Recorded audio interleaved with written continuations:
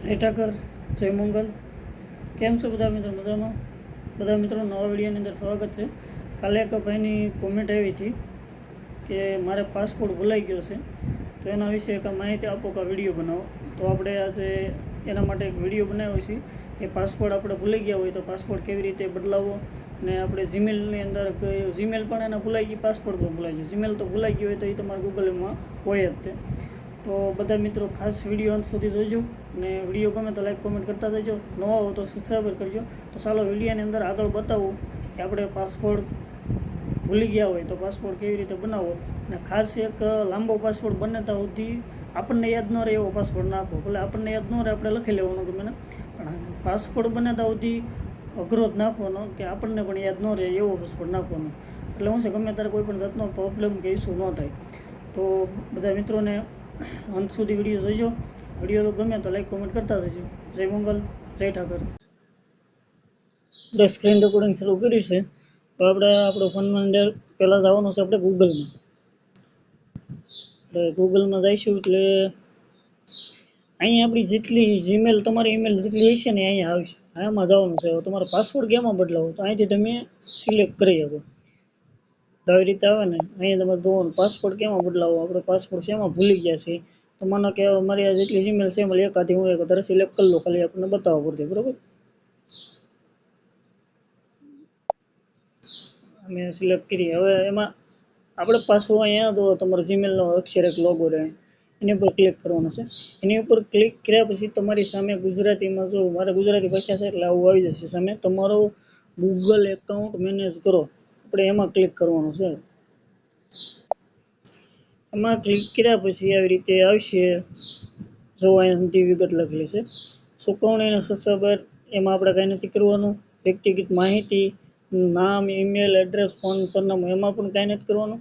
સુરક્ષા અને sign up એમાં પણ કાંઈ નથી કરવાનું. નીચેનું જો તમને ઇંગ્લિશ ભાષા હોય ન વાંચતા આવડતું હોય તો આપણે ઓપ્શન ચોથો આવશે, એની અંદર આપણે પાસપોર્ટ બદલો ગૂગલ પાસપોર્ટ એની અંદર ઓકે કરવાનું છે.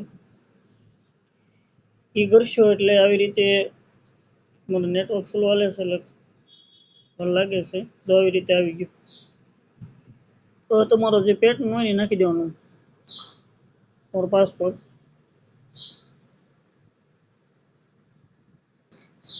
અહીંયા આવી ગયું. તમારો નવો પાસપોર્ટ બનાવો. હું મારો નવો પાસપોર્ટ બનાવી જ નાખું એટલે તમને ખબર પડે.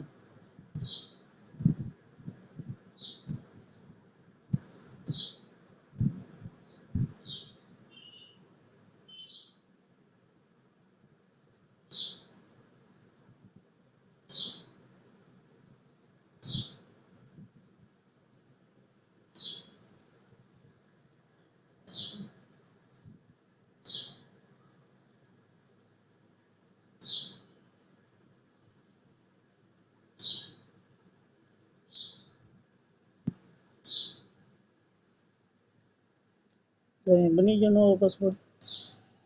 આમાં જોઈ લેવાનું પછી એમાં કાંઈ આપણે ભૂલ નથી ને એટલે પ્રોબ્લેમ ન થાય. પાસવર્ડ બદલો તો અહીં લખેલું છે ના ઓકે કરવાનું.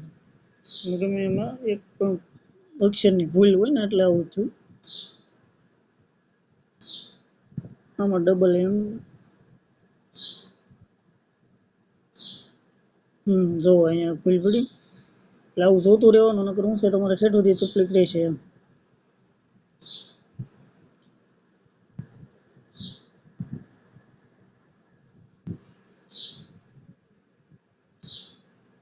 ઓકે, પાસવર્ડ બદલાઈ ગયો એટલે આમાં કાંઈ પણ લાંબી પ્રોસેસ આવતી નથી.